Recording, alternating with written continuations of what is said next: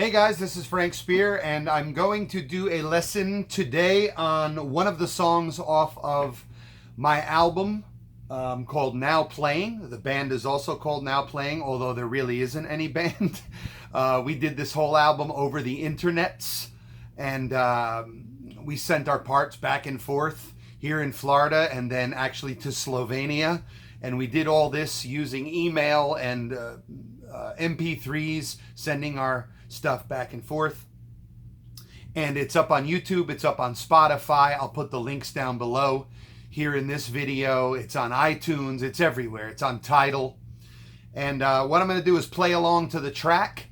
I'll probably make mistakes because I haven't played it in 2 years. I'll play along to the track, and then I'll break the song down and talk a little bit about each section, how I wrote it, what I was thinking. We'll go over the solo.